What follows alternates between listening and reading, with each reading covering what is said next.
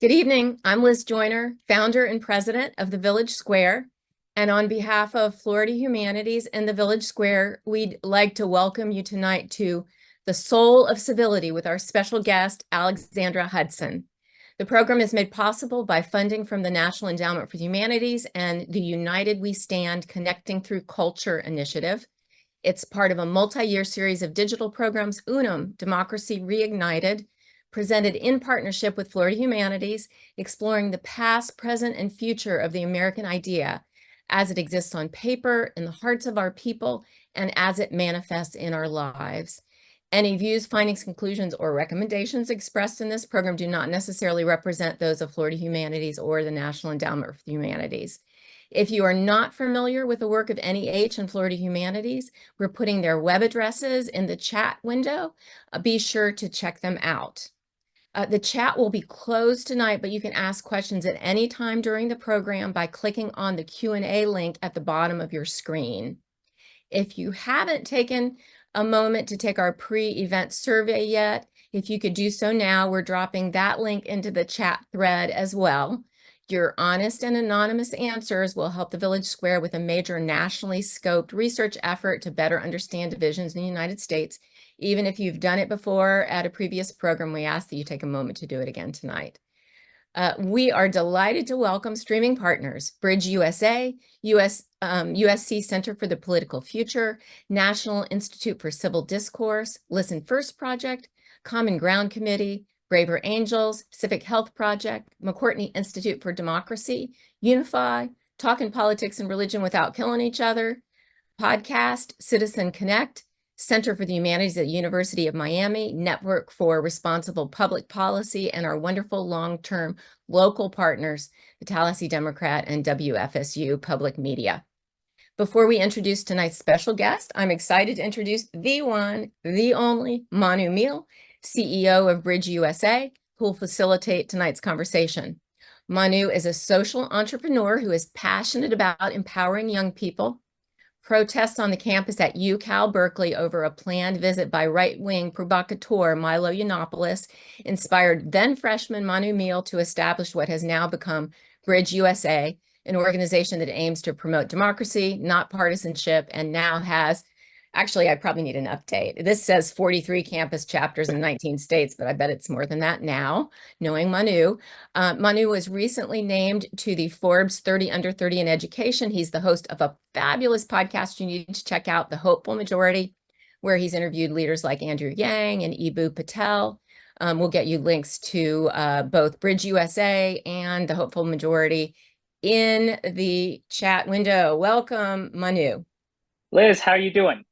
I am good. Where are you actually? I don't know anybody who's as mobile as Manu. He's like he's riding the circuit all over the country. I was going to say, I feel bad for the audience. It's great to see everybody again, that you get a new background every time. I swear that I do have I have a home somewhere far away. And I just want to say a huge thank you to you, to Village Square, to everybody in the back end that helps organize this and the audience. I remember we started this 2 years ago, me coming on, and you're right. I should probably update my bio and I should probably find a more stable place to do this from. But I'm very grateful for you to bring me back. It really means a lot. It's great to have you here tonight, and I'm just going to leave it in your capable hands. Well, thank you, Liz, and welcome everybody to another amazing program.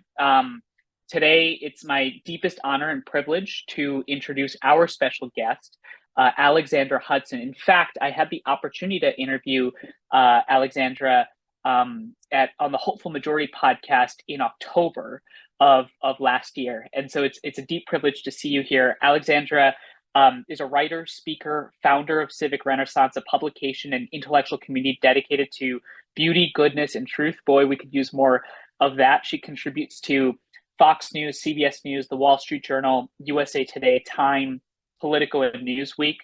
She earned a master's degree in public policy at the London School of Economics and is an adjunct professor at the Indiana University Lilly School of Philanthropy. And I use one of our favorite campus chapters. So I'm glad that you're doing some work there.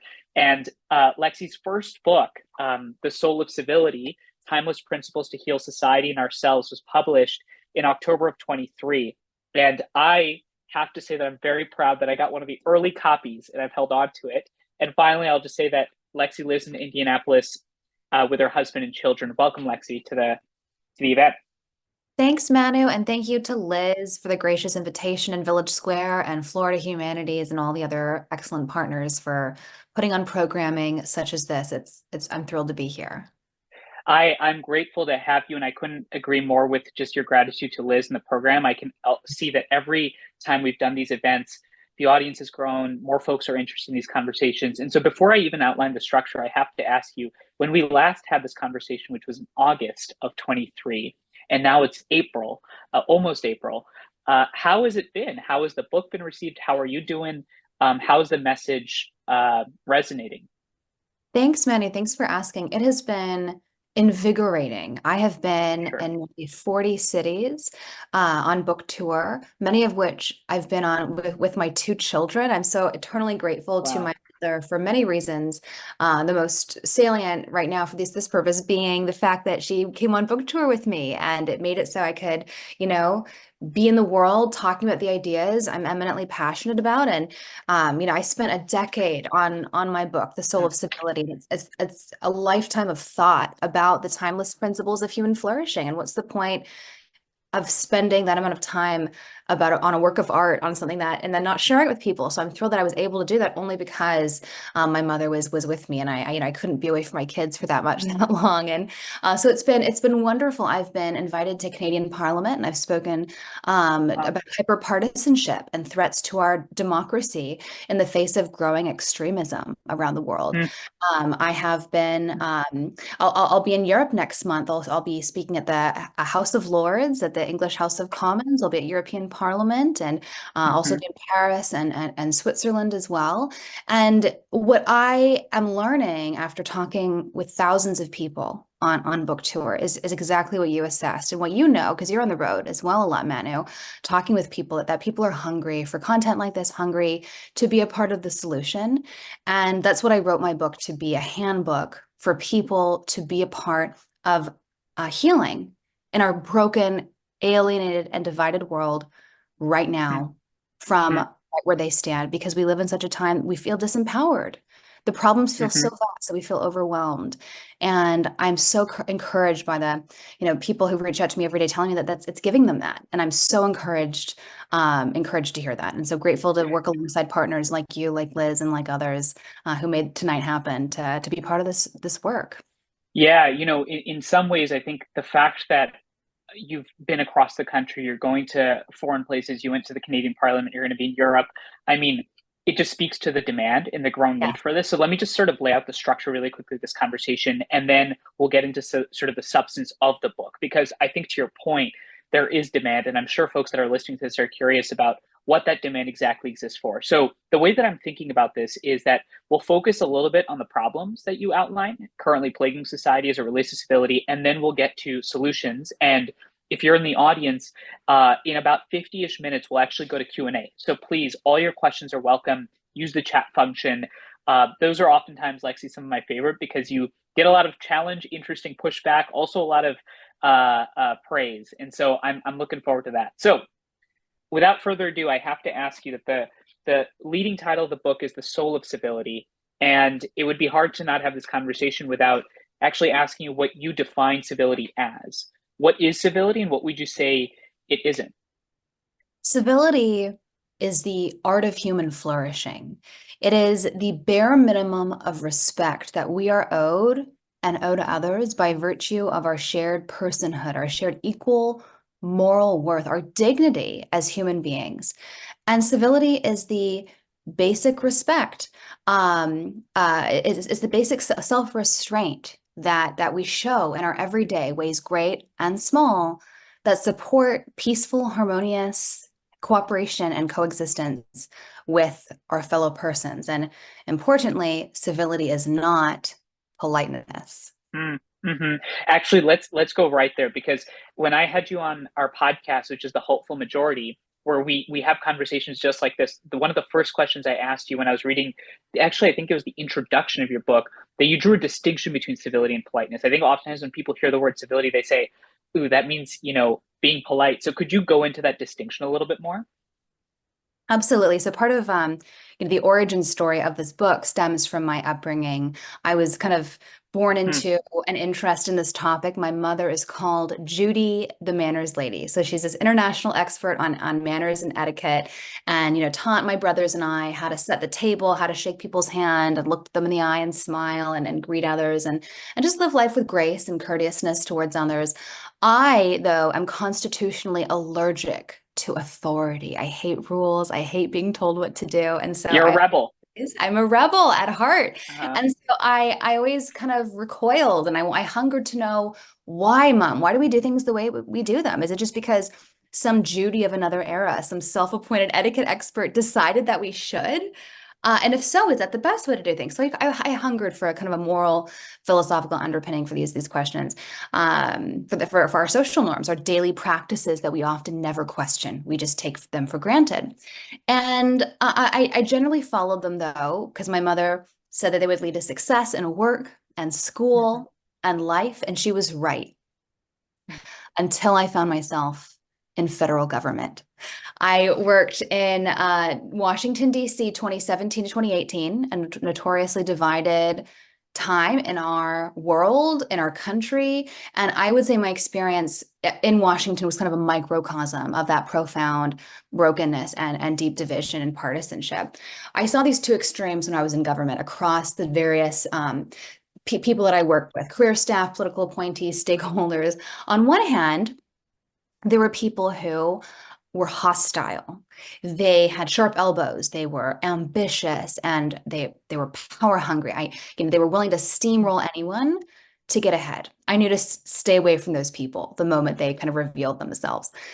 On the other hand, there was this contingent that I thought was my contingent. They were polished and poised and polite, but these were the people who would smile at me and others one moment and then stab us in the back the next. And this second contingent scared me. It deeply perplexed me as well. One thing my mother had said to me growing up was that manners were important. Etiquette was important because it was an outward expression of our inner character. And yet here I was surrounded by people who were well-mannered, polished, poised, and yet ruthless and cruel. And this experience taught me several things. One, at first I thought these two extremes were polar opposite, the extreme hostility, extreme politeness.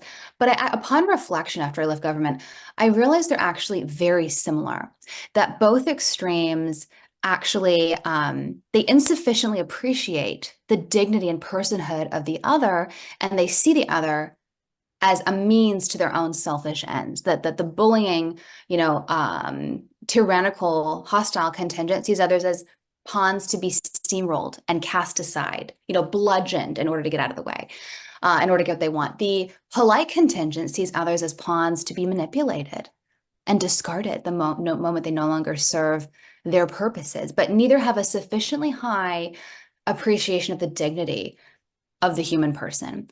And then secondly, this clarified for me, to finally answer your question, that there is an essential distinction between civility and politeness. That politeness is manners, it's etiquette, it's technique, it's external, it's superficial stuff, whereas civility is internal. It's a disposition of the heart, it's a way of seeing others as our moral equals who are worthy of a bare minimum of respect just by virtue of our shared moral status as members of the human community, full stop. And that sometimes actually respecting someone, actually loving someone, requires breaking the rules of etiquette and propriety. It requires being impolite, telling a hard truth, engaging in robust debate. Sometimes it's a duty of citizenship. Where we live in a country founded on civil protest, speaking truths to power, acts of civil disobedience. That's sometimes a duty of citizenship, a way to respect our country and our fellow citizens enough to do something uncomfortable, confront them with an ugly hypocrisy and tell a hard truth.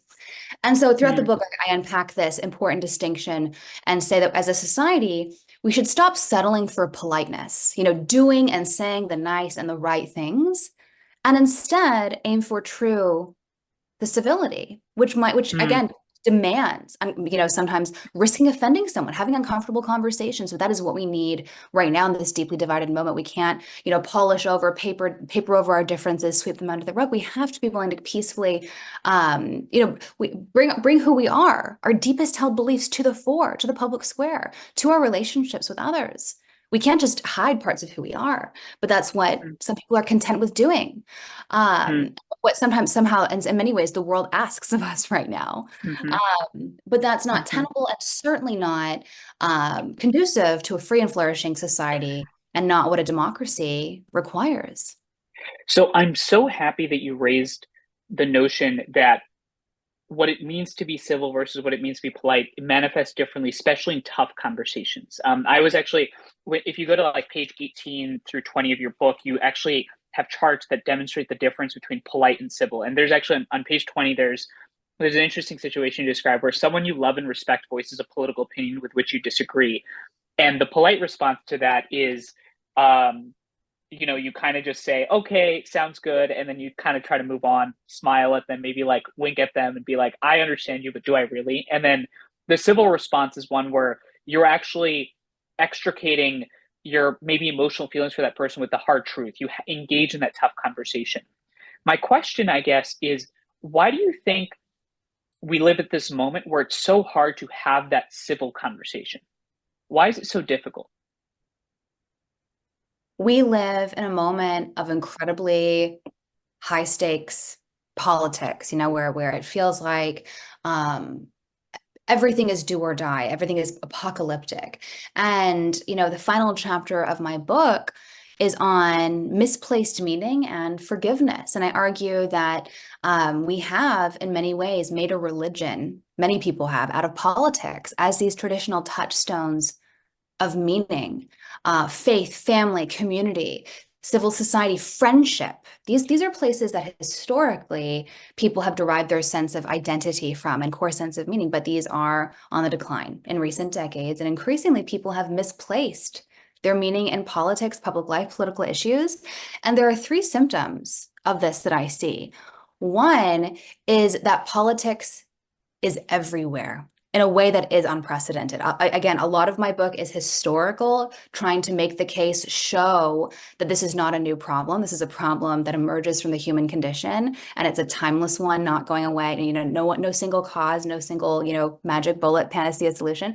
But so much that is the same, much that is timeless about this problem, the human condition. But this is a new phenomenon that politics is everywhere in an unprecedented way. For example, just a few weeks ago at the Super Bowl, what ended up being the thing that people talked about the next day was whether Taylor Swift was going to endorse Joe Biden, right? Like that politics is everywhere. It's where we send our kids to school, what newspapers we read, where we live even, and everything has a kind of political dimension, political valence to it.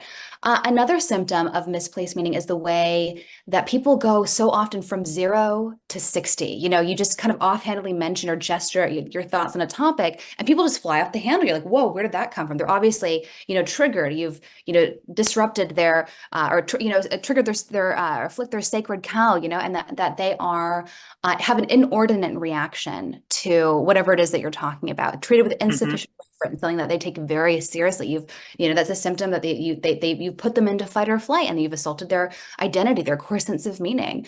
Another symptom of this disordered loves that is endemic in our public life right now and misplaced meaning is the tragic number of friendships, family relationships that have ended over politics and political disagreement. That's a symptom of people putting politics over what I think is far more important: lifelong friendships, family relationships that are sacred, beautiful, and deep sources of joy and meaning in our lives.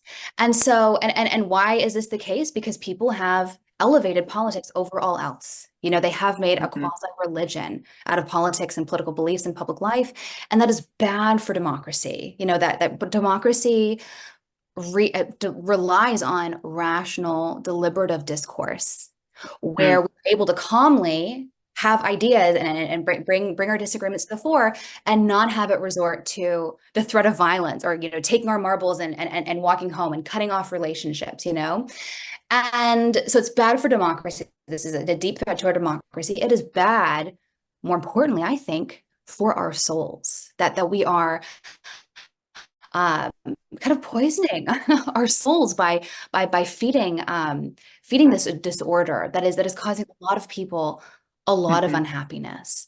And so that I think has contributed to this sense of like the high stakes mentality. Like people, there are lots of documentaries and lots of literature on religion and on, the perils of religious war. When people feel like they're fighting a righteous war where they have God on their side, there's nothing they won't do. Yeah.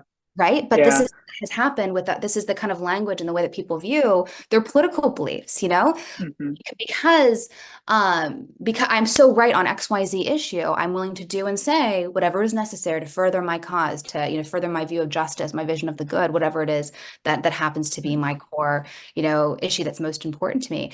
And that is dangerous. That feeds in to the what I was talking about earlier, the insufficiently high view of the dignity of the human person. That is a chronic problem right now, that you're willing to instrumentalize people to treat them as means to your ends, as opposed to ends in themselves, because to pursue your vision of justice and a good society. And again, that's bad for society, bad for ourselves.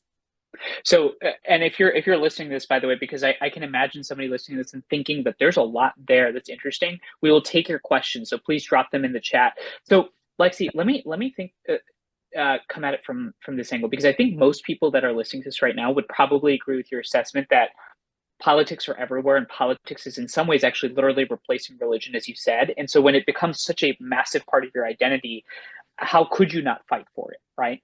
And I think that makes a lot of sense. One thing that we see on our Bridge USA chapters in different campuses, different colleges, when students are actually having these conversations, is that some of them will actually say, you know what, politics should be everywhere. Because I actually, if you do believe that democracy is on the ballot, or if you do believe that, the founding of America is at risk, right? Or if you do believe that if the next administration takes over, or if the current administration stays, that it's the end of America, that we should fight wherever we go. So my curiosity is, how do you disentangle people's very stark assessment of where we are politically with the fact that it is important to have those civil conversations?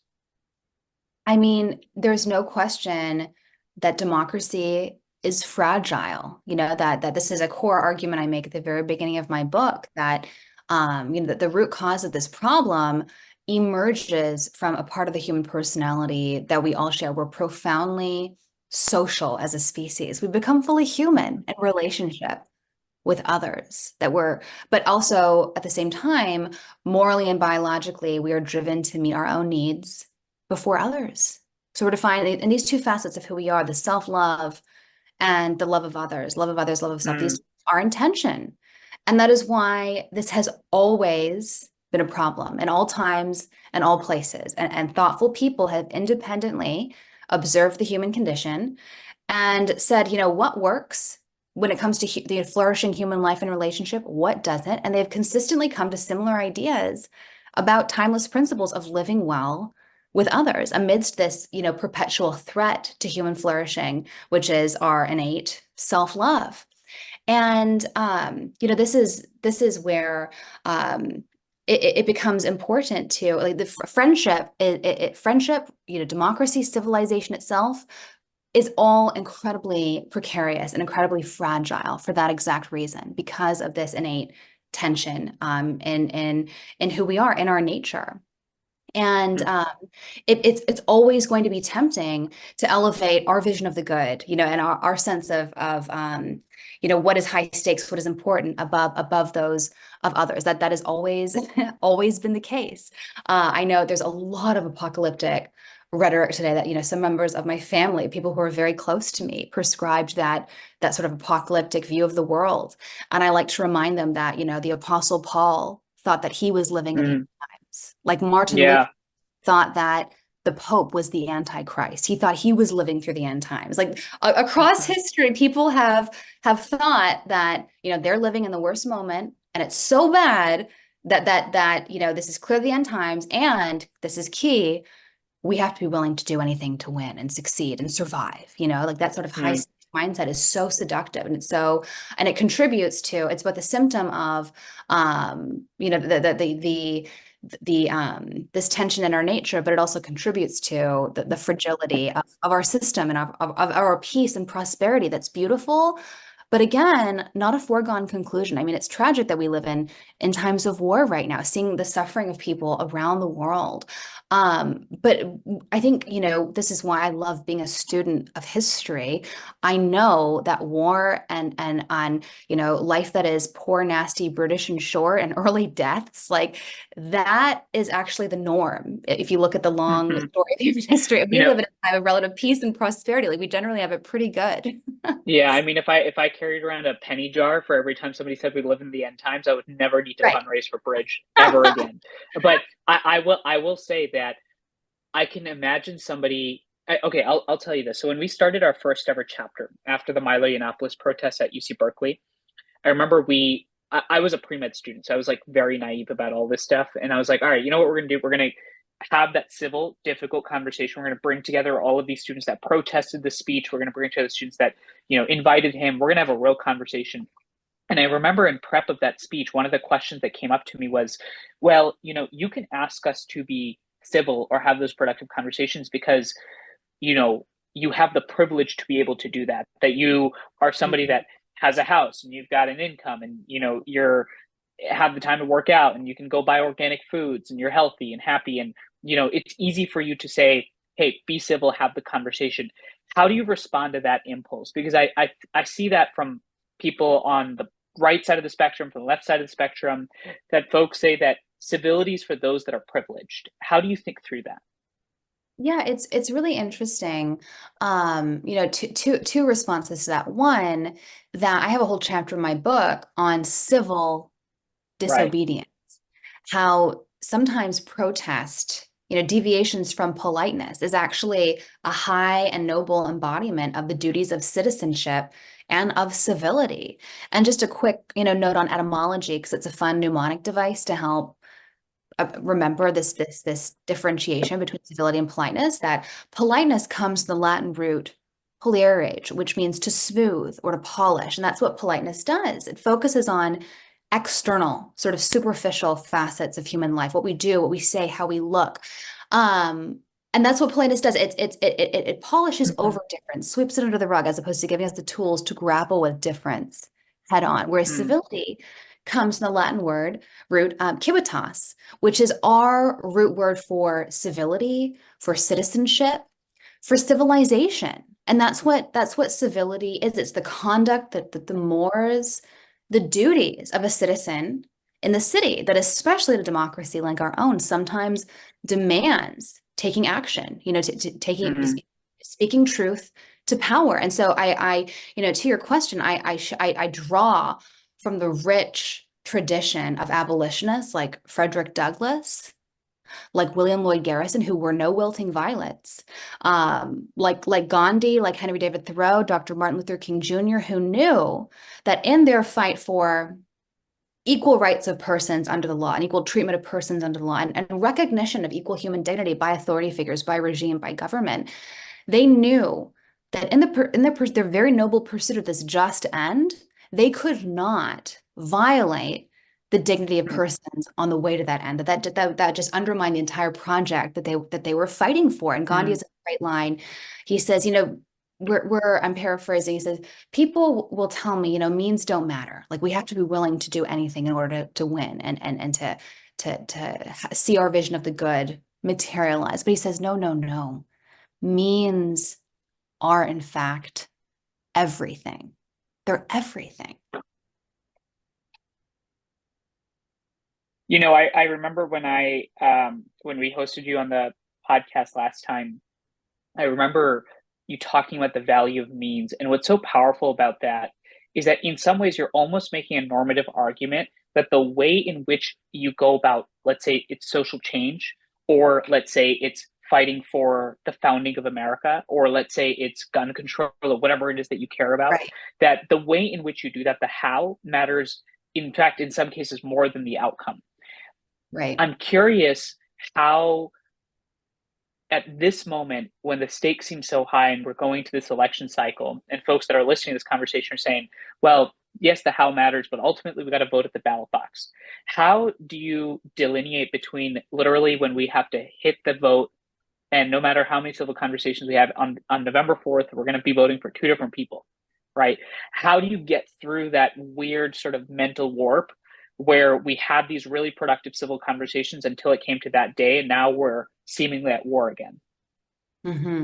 Yeah, it's an interesting question. One thing, responding to something you said before, a moment ago, to this contingent of people, and this is a growing contingent, extremes on both sides of the political spectrum that Yep. feel increasingly intolerant, essentially, of people who differ from them, and increasingly feel like the other side, the other extreme, is someone who holds XYZ view is dangerous, right? And that view is hostile, and it's an existential threat, or is perceived as such. I am. My book is different. A lot of these books in the pluralism and tolerance space, they tend to say, marketplace of ideas, right? Bring all your ideas to the fore and let the best win, and let's air it all out. I am not arguing for that even. I am a pluralist. I do believe in tolerance, but I'm not saying that all ideas are equal and deserve equal treatment and equal recognition. There are some ideas that are evil and bad and dehumanizing and barbaric.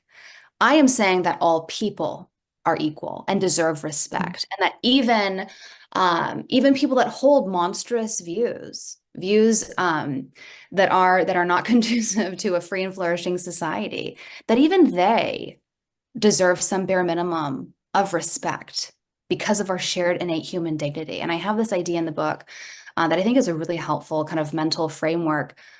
It's called unbundling people. And it's this question of, how do we see the part of someone in light of the whole of them? Like in this world, we live in this era of a strange perfectionism where we see one aspect of who a person is and assume we know everything there is to know about them. Or we discover an aspect of who they're, like, how they voted, or their view on the vaccine, or their view on Donald Trump. And we think we use that as a shorthand to extrapolate and make an assessment of the whole sum of the person. We discover their view or something they've done or said, right? And then we rehash it and then define the whole who they are, everything they've ever done by that moment. And we even, or someone's captured on video at a low moment in their life, right? And then they're publicly shamed, they're fired from their job, they're expelled from society. And they're just dismissed as this bad, evil person. And that is so reductionistic, and it is dehumanizing. Frankly, like Alexander Pope, the English poet, said, "To err is to be human, to forgive is divine." We're all going to make mistakes. No one, not one of us, is right about everything. We're all going to have bad opinions or wrong opinions on something. And just as we don't want to be defined by our worst moment, our worst mistake, let's not do that to others. And so unbundling is essentially a way of thinking of others. How do I see the part of someone, the view that I think is really harmful, the thing that they've done, their opinion that I perceive as an existential threat to me or my family or people like me? How do I see the part of that person in light of the whole of who they are, the irreducible dignity and worth as a human being? And so not defining the whole in light of the part, but seeing the part in light of the whole. And I think that's really helpful. Like, my book is in many ways a humanistic manifesto. It's extolling over 400 pages. My book is way too long. I'm so sorry. The gift of being human, and we live in deeply dehumanizing times where we are very inclined and tempted to dehumanize people we don't like, people we differ from, people who can do nothing for return. And civility expects more of us. It's about how we treat those that we don't like, who are not like us, those who can do nothing for us in return. It's about treating people with a bare minimum of respect and charity and love, just by virtue of being human.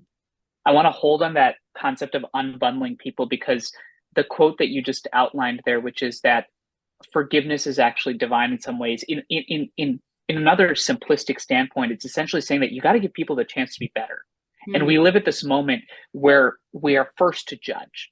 And I'm so curious to ask the folks that are first to judge, do you actually want people to be Right. judging you first for what you're standing for, what you're saying? So this might seem like a question out of left field, but I've been thinking about this a lot, which is it seems like on social media there there's a profit incentive to judge. There's an engagement incentive to judge, to be outraged. That I don't know if you've heard this phrase, but it came up in the podcast like a couple weeks after you came on. This notion of the outrage industrial complex. Right. That in fact, by me jumping on what you just said and holding that clip and then just keep compounding on you, which you might call as incivil behavior, that you actually are benefited from that online. How do you navigate the social media incentive structures that then it almost seem like aligned to people being the opposite of civil in their interactions? We could talk endlessly about social Oh media yeah, and what it's done, to our public discourse, to our own souls. I mean, just today, the book of what one of my good friends and mentors, Jonathan Haidt, came yeah, out. It's called The Anxious Generation. And I wrote a reflection on it this morning to promote him and support him. He invited me to look at early chapters of the book this past spring and summer. And, one of my perspective as a young mother on this, research, catastrophic research about that shows how social media and overuse and abuse, misuse of technology has basically destroyed Gen Z, just like immense psychological, spiritual, mental, physical, collapse and demise. And it's devastating to learn. And yet I walked away from that book, affirmed. We're pretty low tech in my household anyways. I'm kind of a technophobe, and I'd mm-hmm. much kids like just be outside and getting muddy and climbing trees. Yeah, But play. it kind of affirmed, what I already thought about my child, but I was really convicted, yes, as parents, as educators, as anyone who has young people in their lives, we should be stewards of how and monitor how they're using technology, what they're doing on it, how much they're using it, things like that. But I was far more convicted about my use of technology and how my use of technology and how I'm modeling it for my kids, right? And I had this image of my baby girl when she was not even a year old.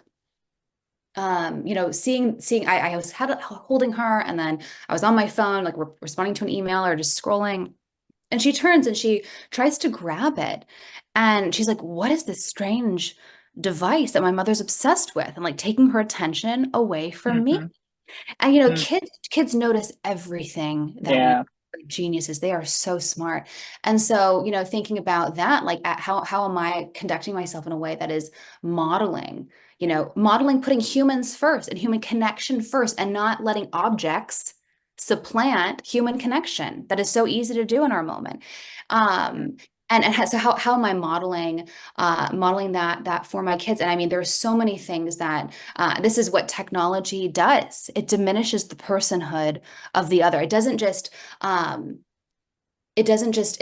First of all, it forms us. Our use of technology changes us. My friend Right. Sherry Turkle has a book coming out, and I don't know the publication date, but it's on this exact thing, that the ubiquity of technology isn't innocuous. That our use of technology is diminishing our own person, and that's true. Like when you see something online that provokes moral outrage within you, and you just let that person have it, or let whatever it is have it. It's Mm-hmm. interesting that on one hand, often that's not consequence free. Like often there is a person on the other side that just feels like dog piled on. Like you probably read these Yeah. accounts of people who have been publicly shamed and maligned, just like, tarred and feathered virtually. Like that's really, and I love that phraseology, because being tarred and feathered, what, being put in the stocks. These are ways that was like the latter day, Yep. Yep. the yesteryear version of being Canceled or shame being stormed or dogpiled or canceled. attacked. That's Yeah. exactly Yeah. right. That this has been a phenomenon, this abuse of shame and piling on of people, across human history, and it's really powerful and really detrimental. But I also, and this is a core argument that I make in my book for civility and against incivility, that it doesn't just hurt the other when we are cruel and malicious on them, either in person or virtually, that it actually, again, it changes us. It diminishes our own Yes. soul Yes. too. And happy to dive Yeah. into this idea Well, more, the let soul that I get from Dr. King. Yes, go ahead. that I actually think that again, take my opinion for what it is. Probably doesn't matter much in the grand scheme of things, but I actually think that is one of the strongest arguments for civility, which is that you actually as a person degrade your own soul in being Yes. outraged constantly. I Yes. mean, I am of the fabled Gen Z, and one thing that I can, but in my Of defense, lore. I have a typewriter back there. I do have a Love it. typewriter back there, Do and you use that's it my. though, or is it decor? I actually do use it. If you don't use it, that's just the most Gen Z thing ever. Look at this. Look at this It's artifact from another I know. era. Look at this. I'm pretending. Look at all these books that I've never read in I my got life. it from That outer space. I know. I know. Believe it or not, these are all actually hollow books. So like, I'm curious about this notion that you actually as a person get better, that it improves your mental health. So, the Surgeon General, I think I'd asked you about this on a podcast as well, but the Surgeon General came out with a report last year that said that the national epidemic in the United States is loneliness. And it's particularly acute amongst young people. And I'm curious what your thought is on this notion that actually being civil in your life, being not polite, but being honest, truthful, practicing the art of human flourishing, as you would describe it, that it actually makes you a better person. Could you dig into that a little bit? Because I think people listening right now could really benefit from that, because the idea of engaging in a civil conversation sounds painful to some. So tell us a little bit about why that's a good thing for us.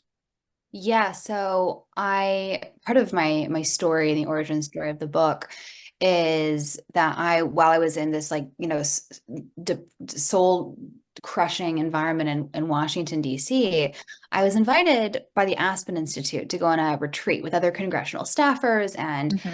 from across the political spectrum, from different agencies, from Congress, from nonprofits, we differed a lot, and the topic so was civility in America. What was civility? Does it matter? Can protest be civil? And what does that mean for a country founded by protest? And just other really riveting questions, all of which I was thinking about deeply, living through this season of deep hostility and dehumanization while I was in government. And it was such a breath of fresh air being in this environment, not just the literal breath. I go from a windowless office at the Mm-hmm. United States Department of Education, which if you're in front of a computer right now, Google it. It's the most monstrous, brutalist building that's like designed to crush souls. Like if you were to design a building that was like so inhuman, it would be this building, the LBJ building. So and to go to Wye River, just on the eastern shore of Maryland, where there's a Oh. back brook and it's crisp fall air and birds are chirping, just that a literal breath of fresh air, but also like a metaphorical one where it was totally absent, these two extremes of the hostile backbiting and the faux politeness where people would smile and stab you in the back. And it was just honest, like earnestly respectful debate. People wanted to pursue the truth. We did that together. And I found myself, use a part of my mind and soul that had kind of been dormant while I had been in the survival mode. Like I had been, prepared for attack on all fronts when I was in government. And then all of a sudden, like, I was with people who, wanted to hear what I had to say. And I was able to kind of voice that in a way that I didn't fear, being undermined or bullied. It was just really beautiful and refreshing. And so it was in this environment, that's all just context, that we sat down and read about, among many brilliant readings, Dr. King's letter from Birmingham jail. And there, I'd read this before, but this is what is so true about a classic work. Like you can read and revisit it at different times, many different times in life, and it hits you differently. You draw certain things out. And because you're a different person at different seasons of your life, and it just spoke deeply to where I was, and there are many things that I took away, but the most salient was this the title of my book, The Soul of Civility, is homage to Dr. King's letter from Birmingham jail, because it's the core of my argument for civility and against incivility. Dr. King, in his letter from Birmingham jail, he says that segregation, he makes an argument about segregation. He says that segregation does not just hurt the segregated. It hurts both parties. It hurts the segregator as well. It hurts the segregated by giving them a false sense of inferiority. It hurts the segregator by giving them a false sense of superiority. It deforms their soul.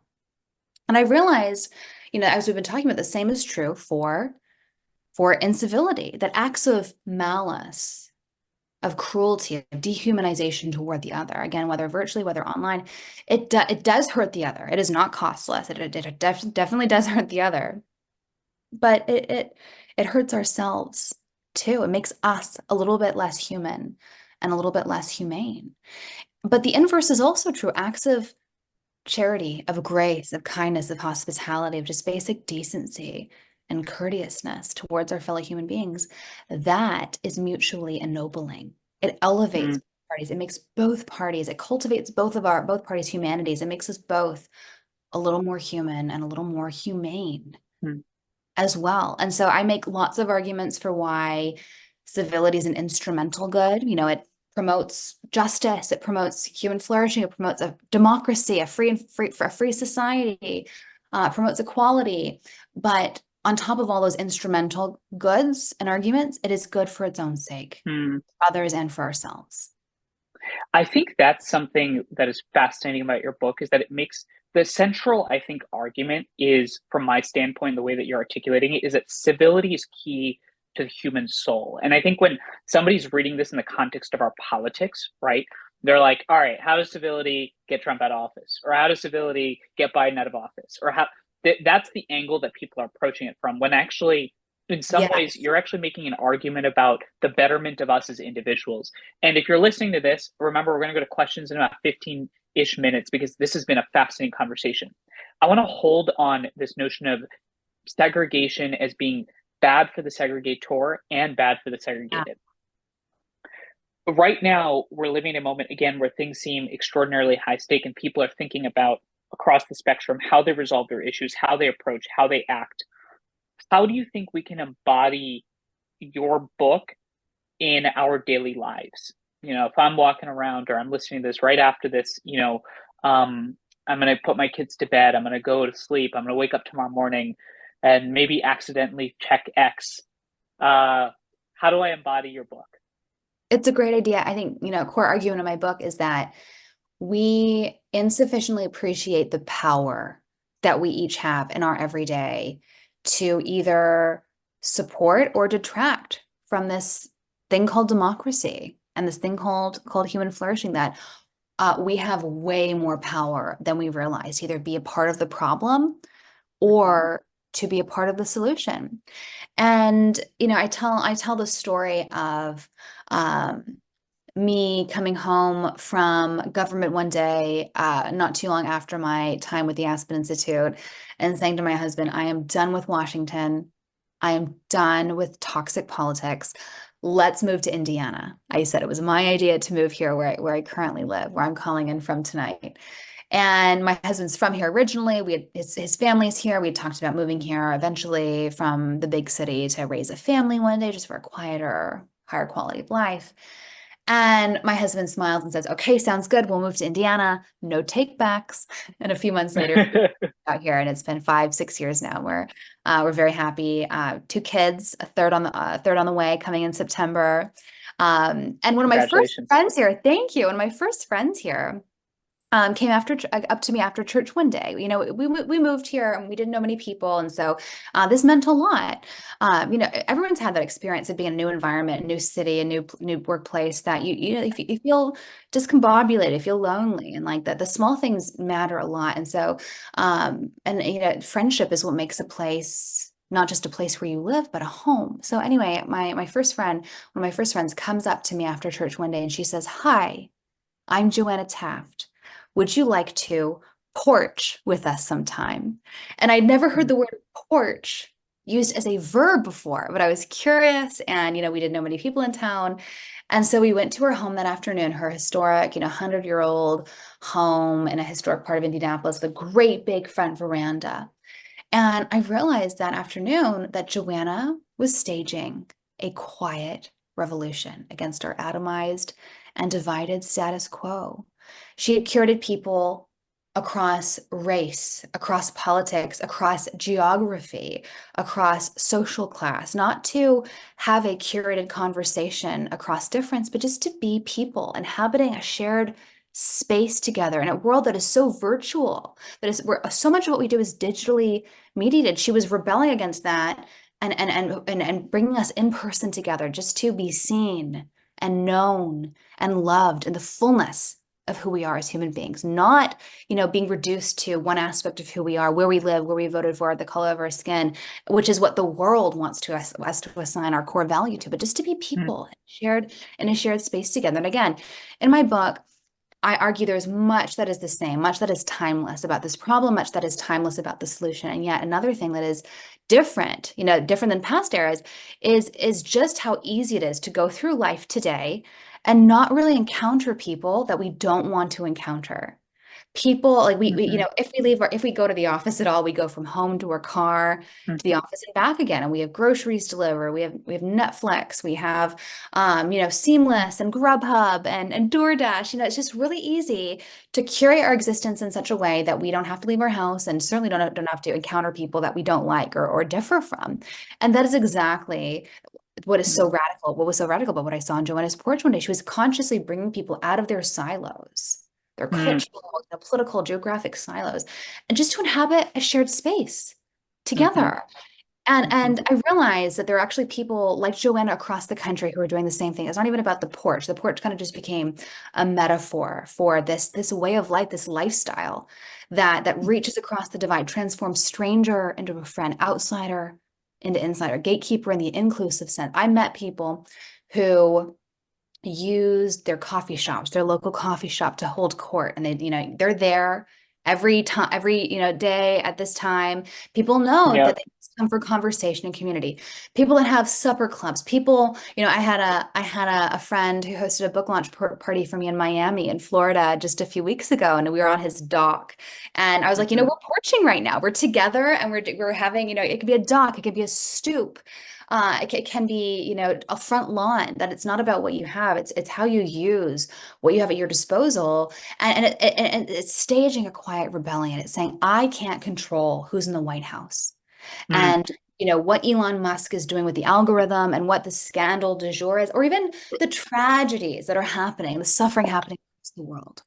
But I can mhm, control myself. And I'm going to choose to reclaim my power, reclaim my sphere of influence. And I'm going to choose to make the world mm, better and more beautiful place for my family, for my community. And there's supreme power in that. And that is a mm, core message of my book.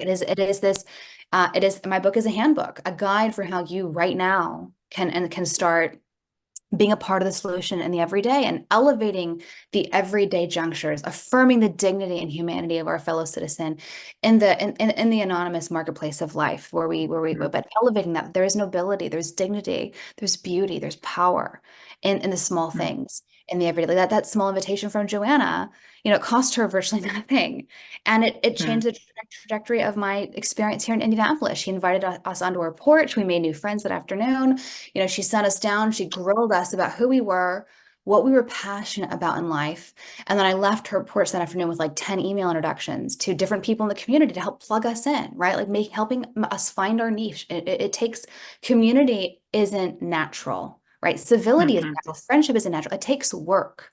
It is not a foregone conclusion. Like you have to make the effort to plug in and make a community a home. And she helped mhm, make that happen, that we have way more power to bring light and life into the world mhm, and to contribute to the longevity of mm, our fragile and beautiful mhm, democracy. That it literally lives and dies in our everyday, in the everyday habits, the norms, the mm, decision to act well toward our fellow citizen when we have the opportunity to not act well, or just to not act at all, like just to ignore mhm, people. That's not costless. Just walking through life saying, you do you, I know me, you don't bother me, I don't bother you. Like that's not costless. That has costs. And that every opportunity, I learned this from my grandmother, like every opportunity to maximize human interaction, to make another feel seen and known and loved, that is beautiful and good for its own sake and supports human mm. flourishing. What's so powerful about what you said is that in some ways, it is about the core of being human. The idea of porching, the idea of creating a space for conversation, for listening, for creating a space for the other to exist. I think that's probably the longest I've gone without interrupting a guest, because I think that's actually probably the most powerful part of your book. I've interviewed you now twice, and I would say that that notion that one, civility is key to your soul and your flourishing, and two is that you actually have the capacity to invent that in your own life, is, I think, incredibly empowering. I Yes. actually want to lift up as the last question, before we go into the Q&A part, actually one of the guest questions, because I think most people listening to this right now, especially the ones that listen like the last 10 minutes, would be like, amen, that is absolutely right. But the thorny part becomes, how do we reach the people that are probably least likely to read your book? How do you reach the folks that might need this the most? How do you reach the skeptic? Let's say the conservative activist, or the very liberal young person that is checked out and is like, I don't care about anything, or the really disaffected older gentleman that believes that the institutions have screwed them and that the only thing they've got is to fight back. How do you reach the skeptic?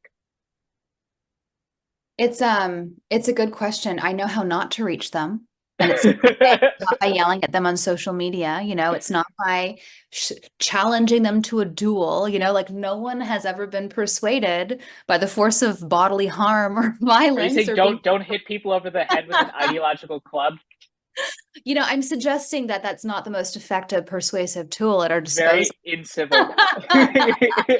Yeah, I mean, this is back to what I was talking about with Jonathan Haidt's book, and my core takeaway from it was not about, it didn't really change how I was, it just affirmed how I was already raising my kids and how I wanted to increasingly be low tech and tech free. But what it did remind me that my conduct is important, that how we operate in the world has way more power than than I realize, and it's not just for my kids, but for everyone. That, it's really easy to say to my kids, do as I say, not as I do, right? What, not just with cell phone use, but how many people, parents are going to read Jonathan Haidt's book or teachers at school and not reevaluate how they use technology and how that's forming how kids want to use technology, but that even applies to how we want to persuade people in the world around us.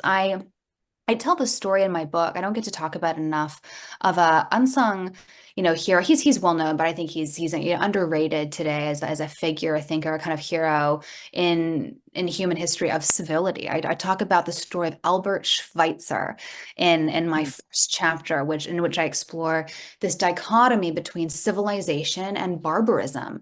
And what is this? I mean, civility is very intertwined with this notion of civilization that is often a chauvinist and bigoted idea, and it has been used across history and culture to commit gross injustices, gross, atrocities against, humankind.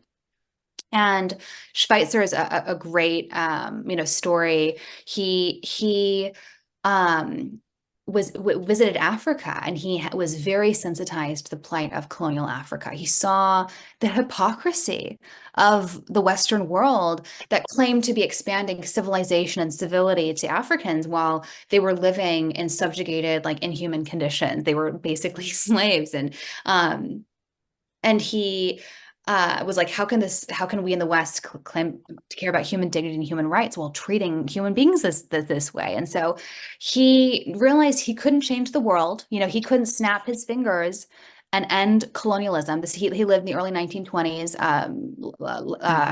early 1900s, and lived through World War I. And he said he realized he couldn't change the world, but he could change himself. And what did he decide to do? He was a doctor, he was a physician. So he moved to Africa, and he opened a hospital and as a philanthropic endeavor, and it served the medical needs of thousands of Africans who would otherwise have medical needs that went unmet. And he called it Lambernet. And he said that everyone should have their own Lambernet. That, like, this is, he said, I cannot serve the medical needs the vast, I can't meet the vast needs of this entire continent, but I can I can focus on this community. I can see all the people that I can and serve them to the best of my ability. And he said everyone should have find their own and cultivate their own Lamborghini, their own front porch. It was actually when I was reading my audiobook, I realized two things really quickly. One, my book is way too long. I was like, why did I write such a long book at the end of the day? Don't worry, it's only 400 pages. I know, it's like, shoot. So I'm sorry for that, but they're all great stories. It's all fun stories. Second, I realized I told the same story like 4 times in my book about different front porches in different times and places. That was like not even advertent. I tell the story of Joanna Taft. I tell the story of Albert Schweitzer. I tell the story of Confucius. I tell the stories of Epictetus and Marcus Aurelius, the original front porch in ancient Rome. And people who said, I can't change the world, but I can change myself. And I mentioned Schweitzer because he says this exact thing. He says, my life is my argument. He wanted his life, the way he lived, to be the testament to his values and his lifestyle and his, the change he wanted to see in the world. Like it's a cliche, be the change, right? Be the change you want to see in the world. But it's true. That is people take not what you say. Well, first of all, they'll discount what you say if you don't live up to your own ideals, right? But they take more seriously how you live your life than just, it's easy to start off values, attitudes, but how do you live? So, Lexi, how we've done our job is that we've got a ton of audience questions. And in fact, if we're going to do this for about 25 minutes, and I think this is a fascinating conversation. And those of us that are listening, if you appreciated the questions we asked, I host a podcast called The Hopeful Majority every Monday, where literally we do exactly this. And you should check out Lexi's episode on that as well. I think that was like episode 17 or 18. Man, it's been a while. So we touched on actually a lot of themes in these audience questions, but I want to raise a couple. So the first question is from Caroline Lukensmeyer, who's actually a hero to many folks doing a lot of bridging work. Caroline was one of the earliest folks that built an organization, grew, and has really been a shepherd to many of us in this space and to me personally. So the question she's got is that most organizations, Lexi, that are doing bridging work report that it's a lot more difficult for them to attract conservatives to the experience of bridging and dialogues. Do you have advice for how to attract more conservative-oriented folks, and perhaps I should add populist right folks, to bridging experiences offered by what Caroline is saying are truly nonpartisan organizations?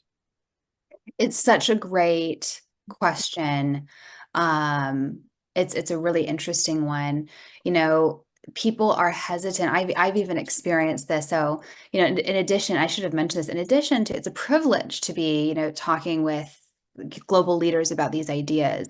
But I'm more interested in the outreach I get from local leaders, and I'm getting contacted by school board presidents, by local mayor's offices, by city council presidents, by city managers saying, how do we embody your book in our community? And I love those questions because that's very much aligned with my theory of social change. It's not the elevated halls of power at the national and international level that is going to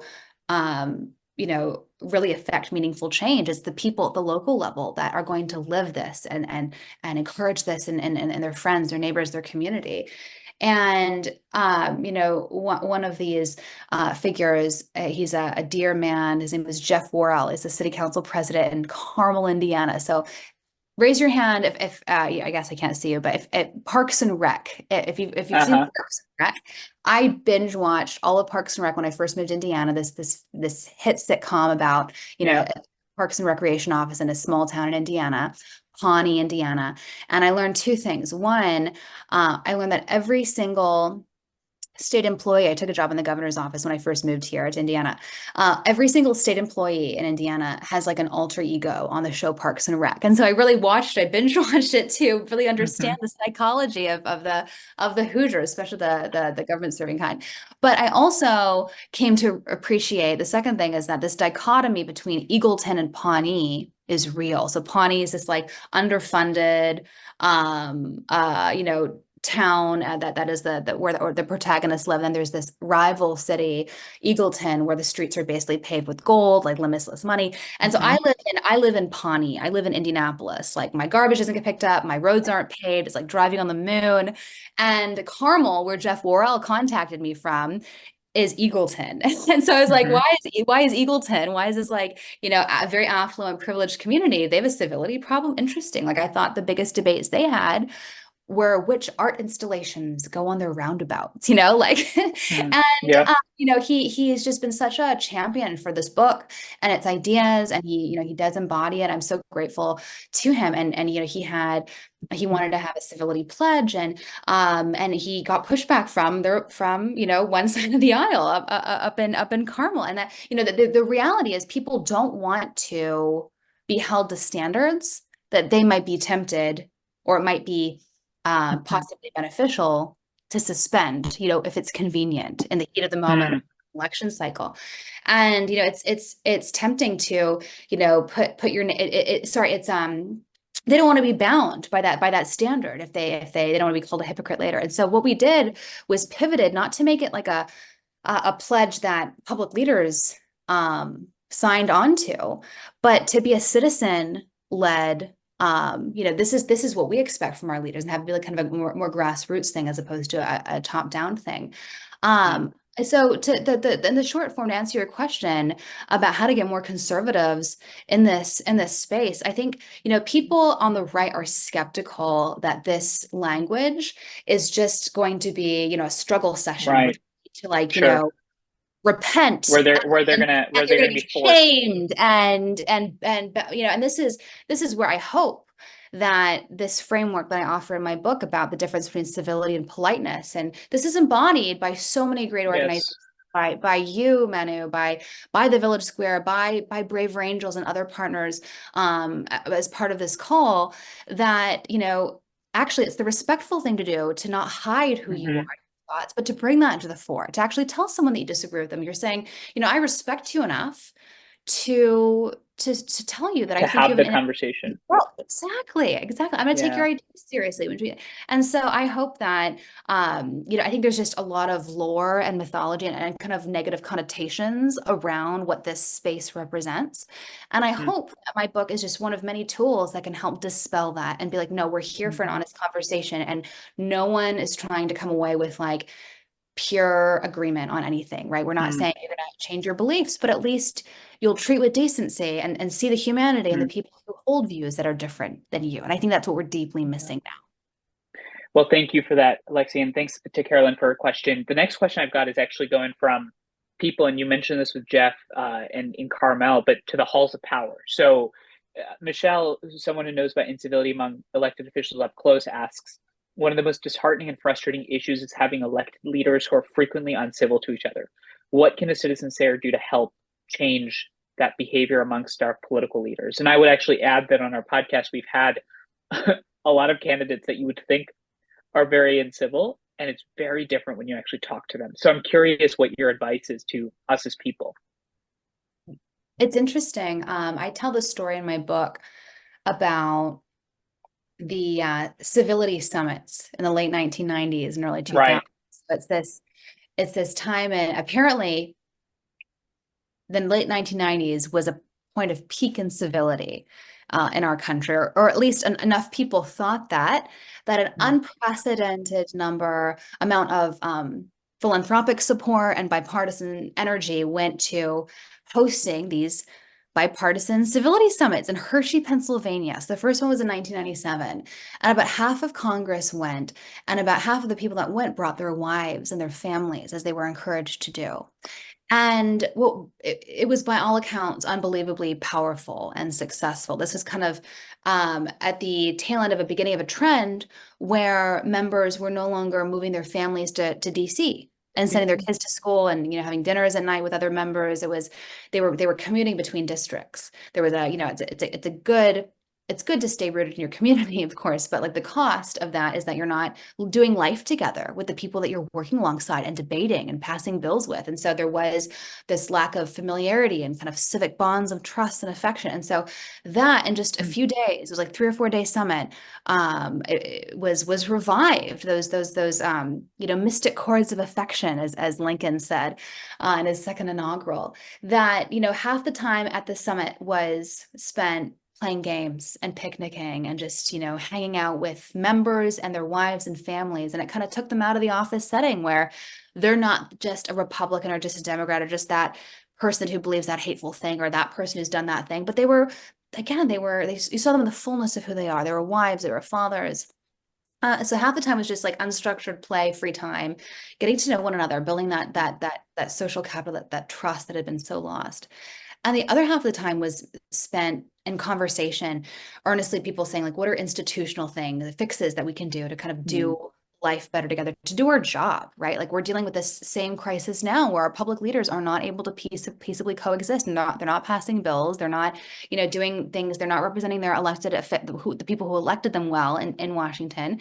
And as a result of our democratic body of government not doing what it was designed to do, the executive branch and the administrative agency and the judicial branch are increasingly doing more, right? Which is just fuel on the flame. It's more controversial that these unelected, branches of government are the ones that are passing laws and making decisions, like because our Congress isn't. So anyway, everyone came back from that first Civility Summit in 1997 overwhelmingly thrilled. Like, Right. said, this is Sure. amazing. Newt Gingrich said, let's do this every year. Those are the two. Newt Gingrich was Speaker of the House at the time.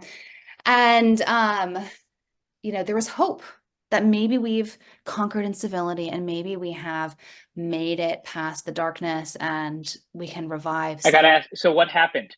So what happened was Monica Lewinsky scandal broke.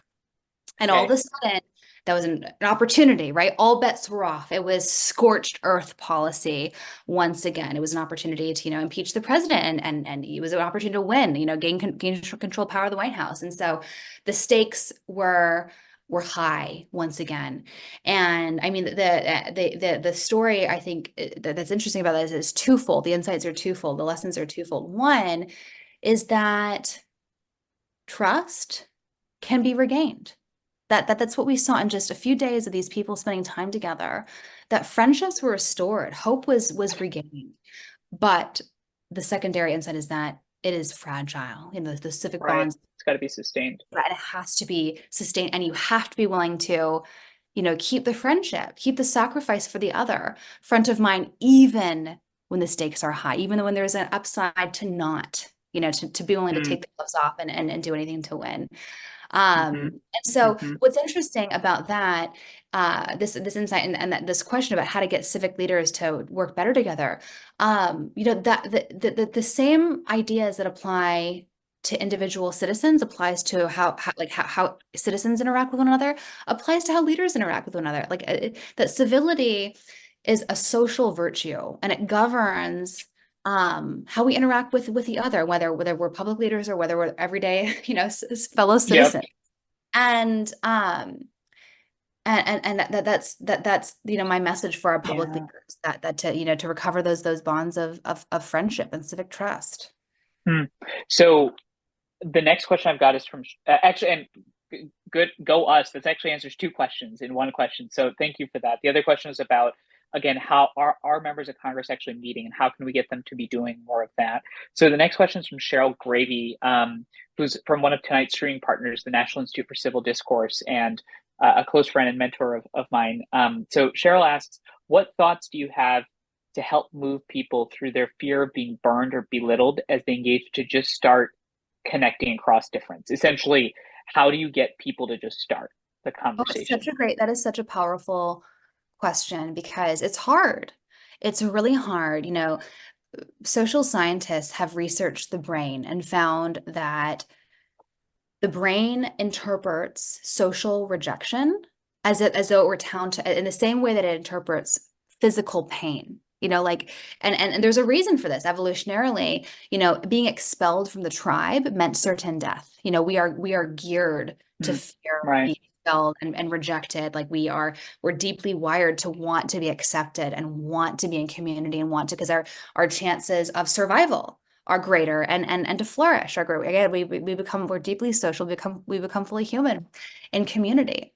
And so, we fear rejection. And because we fear rejection, many, many people are way less likely to make these bids of friendship, to invite people onto your porch, onto your stoop, into the coffee shop, into your life, because, you know, what if they say no? And that is a deeply frightening proposition, you know, like why it's just easier, it's safer to not try, you know, stay in our little bubble, stay in our comfort zone. And there was this great article, I think in Scientific America, called "The Surprising Power of Social Outreach." And it basically unpacked how, you know, we fear reaching out to others, and we overestimate, you know, how likely it is for people to reject our bids for affection, and we woefully underestimate how receptive people are to actually just gentle bids of affection. So, you know, in one chapter, I think it's my chapter on civil society, I go step by step, you know, how to just take baby steps to like exercise these muscles of vulnerability, right? Like we live in a society that wants us to be invulnerable, like doesn't want us to need. And to reach out to someone is to say, and to invite someone into your life, that's a vulnerable thing. It's saying, you know, I want friend, and we do need friendship. We do. Like that is unequivocal across time and place. Like we need others. But again, that's not safe. That's not vulnerable. That is deeply vulnerable. So I say, you know, invite someone to coffee, invite someone to your home for dinner, or you meet a new friend, like learn about them and then send them something that said, oh, you know, I thought you might enjoy this. You know, if you invite someone to a concert, an outing, a coffee, and they say no, maybe even try again. You know, like don't throw yourself out there a million times. If a person just doesn't want to connect, that's fine. But, you know, and don't, you can't take it personally. And my grandmother was an exceptional example to me on this, because I'm someone who can be very sensitive. And you know, when people tell me no, and they reject a bit of friendship, of community, that's really deeply hard for me. It can be very hurtful to me.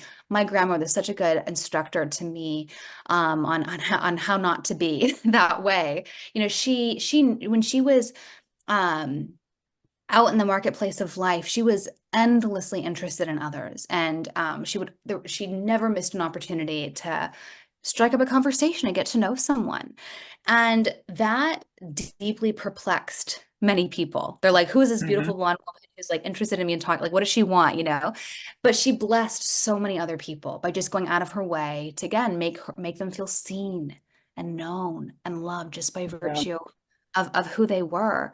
And, you know, she often was brushed off, dismissed, people were hurt or rude, and she was excellent at telling herself what I call in my book stories of exoneration, stories that exonerated them from culpability, like stories that said, you know what?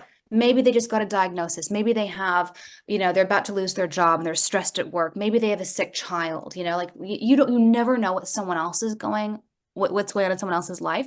And she told herself a story that exonerated them. Like that's not about me. That's about them and where they're at in their life. And too often, what I'm very prone to do, for example, and what the norm for many is to tell stories of condemnation.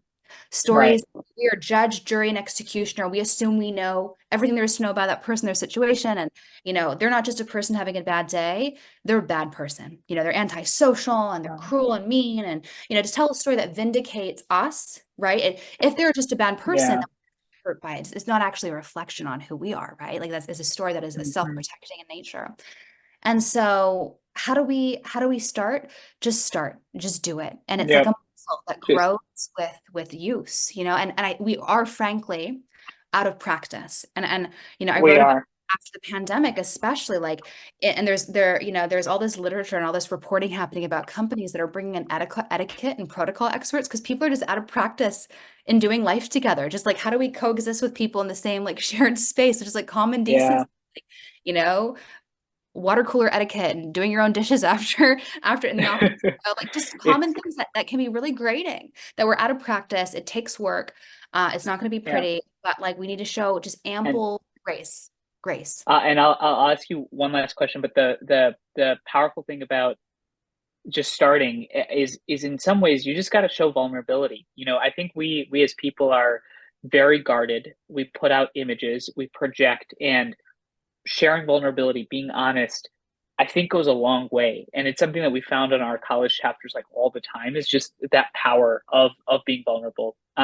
So last question, I think naturally actually flows from what you just asked, which is, invite the person, have a conversation. But do you have any tips for a person who is committed to interact civilly on how to communicate with a person who is habitually incivil?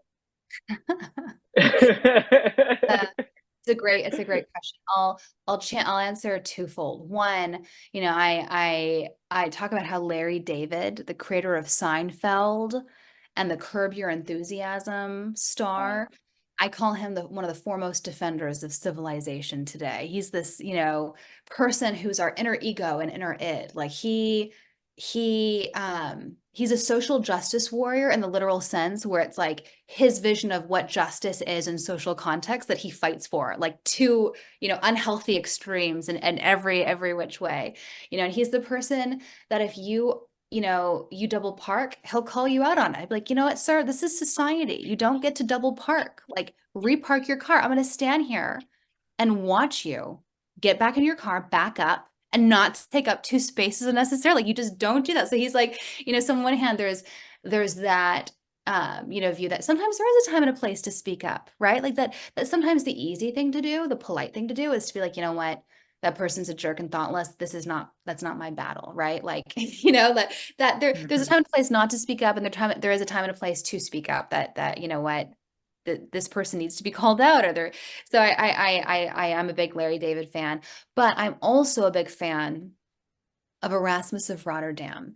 Erasmus of Rotterdam was a superstar of the intellectual superstar of the European Renaissance, and he was this peripatetic scholar who never spent more than 2 years of his life in any one place, and he just spent his whole life traveling from court to court, kingdom to kingdom across Europe as this, traveling scholar and tutor to princes, and everyone just loved him. He was just so jovial and kind and wise, and he was just the most coveted dinner companion in all of Europe. And he was this incredible genius and a scholar who translated the Greek New Testament in a really powerful way. He was really influential on Martin Luther, and although he never left the Catholic Church, influential on the Protestant Reformation for his criticisms of the Catholic Church. But he cared deeply about manners. And the story is that one day he was in the street, and he passed a youth who paid him insufficient reverence. And he said, you know what? Society's going to hell in a handbasket. I'm going to write this book on manners.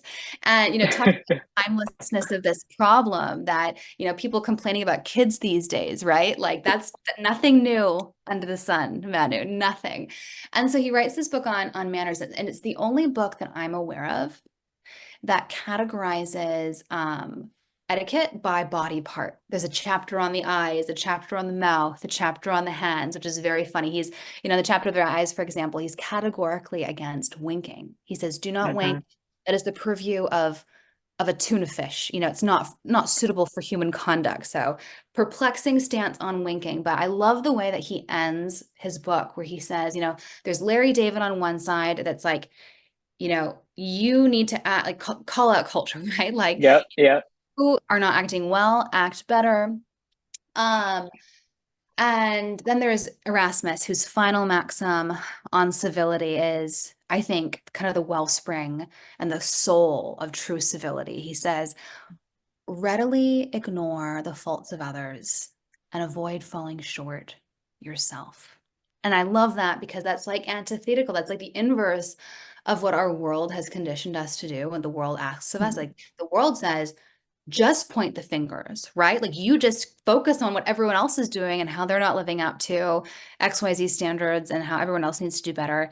And doing that exonerates you, right? If you're too busy pointing fingers, like and it inverts that. It says, no, stop pointing fingers and only focus on yourself. Like readily ignore the faults of others and avoid falling short yourself. And that's very much aligned with the kind of theory of social and societal renewal and revival that I argue for and throughout the book.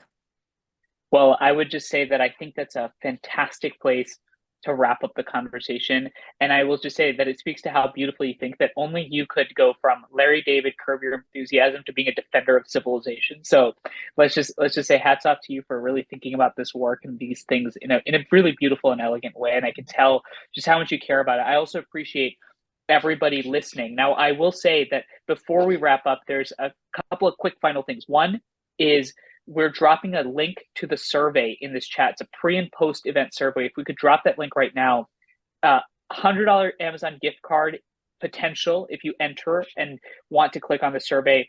The anonymous post event survey is meant to help Village Square and Liz's team figure out whether or not these events are having real impact on how we think. And to the work that Lexi's done, it goes to the value of civility. So while folks are clicking on that link, there's two other things I'll just say. One is pick up Lexi's copy of the book, The Soul of Civility, Timeless Principles to Heal Society and Ourselves. I got it right here. And I had the advanced reader copy, which in Lexi's words said, this is going to be worth a lot one day. I also said it's the one with the most typos in it. It's immortalized all the errors. Which is why I was sent our way. The post-event survey just got put in the chat, so please click on that. And the second one is that for our neighbors, for the neighbors in Tallahassee near Liz, you can pick up a copy of The Way Out at Midtown Reader, and we'll drop that link in the chat as well. And as I said, if you appreciated this conversation, I host a weekly podcast called The Hopeful Majority, where it's just filled with a bunch of pessimists. So it's every week, and we have conversations exactly like this. Lexi, as folks fill this out, I've got one last question for you. And actually, Liz found this, and I think it's a beautiful question.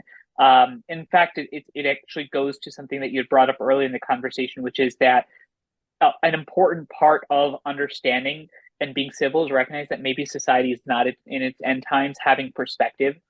You mentioned this thing called the overview effect. Can you tell us more about that and leave us with that final piece of wisdom as we wrap up? So I was surprised. I've always been riveted by space. I remember at night growing up, I would just, be falling asleep, and I would just shut my eyes and imagine and just like reflect on, contemplate space and its vastness and infinity and like never ending expansion. Like, and my mind would just like kind of explode, and I'd have to stop myself. I'd literally have to stop like that line of thinking. It was just like, and it's interesting that I was surprised to learn only about 600 people have actually gone to space in the history of space travel. I thought, I don't know if I thought it'd be more or less, but I was surprised with the number, and that virtually every single one of them that's gone to space has had what I had, an experience of what I had, just like thinking about space. And I imagine the magnitude, the order of magnitude greater of that experience of actually being in space. And people go to space and they look down at Earth. And you can Google, maybe someone can pull this up. William Shatner, the Star Trek star, went to space on Virgin Galactic or something like that. And he reflected, maybe it was Rolling Stones or something somewhere, about his experience of going to space. And what he describes is the overview effect. He describes looking down from space at Earth and just being filled simultaneously with a sense of terror and awe and wonder and sadness and joy all at once. He looks down at the fragility of our planet and its beauty, the vibrant blues and green. And then he's like, there are no borders. There's no language barriers. There's no political differences. All he saw was the vibrant green, like one Earth. And he looked at the cruelty and viciousness, like the anti-life nature of space, and just the fragility and beauty of our planet, and just suspended in this infinity. And that is the overview effect. It's zooming out. It's zooming out and getting perspective on our lives, on our problems, on our views, our opinions on the world. And I mean, not all of us have the privilege of going to space. Not all of us want to go to space, but we can all have an experience of the overview effect in our day-to-day. What the overview effect essentially is, it's an encounter with the sublime. It's encountering something that is not just pretty, not just beautiful. Something beautiful like makes us feel nice. The sublime fills us with a sense of terror and awe and wonder. And often that happens when we're in nature. We're watching a sunrise in the morning. We're in the mountains. We're on the ocean during a thunderstorm, or in home at night under our blankets during a lightning storm. We hear the thunder. It's we on the ocean, the waves crashing on the rocks. That it's experiencing the ferocity of nature and the beauty of the sublime. That in a way that's really powerful, really powerfully elevates us from the Mm-hmm. mind of like our day-to-day quotidian concerns, and humbles Mm-hmm. us. It gives us a sense of smallness that is in fact really healthy and beautiful. It gives us a sense of our own fragility and the vastness of the world and our perspective, and our small place in it. Like, it's really easy to just be focused on the daily battles that we have to get through in our day-to-day, and the grind, and the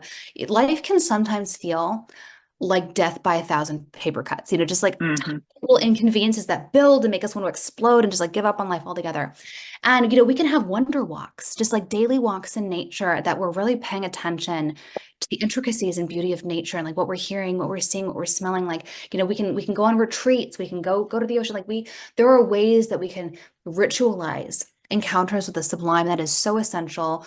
This is one of the several ways I talk about how to get us out of this crisis of misplaced meaning in my final chapter on misplaced meaning and Mm-hmm. forgiveness, encountering the sublime. So that's the overview effect. It's life-changing. We can all have it, and we should start now.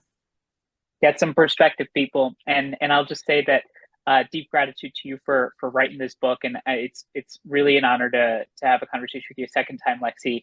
I want to thank Liz for all you do and your team, the Village Square, the great work that they've done. Really, this is what makes it possible. I want to thank Florida Humanities for supporting this program, for allowing me to come back. It's 2 years in the making, and we're still going. I want to thank everybody from our organization, Bridge USA, and most importantly to folks for listening, because the way we make this a norm is through action. So I hope everybody has an amazing night. I'll see you hopefully on a future podcast episode potentially, and importantly, thank you, Liz, Florida Humanities, and everybody else who will listen in. Take care, everyone. Have a great night.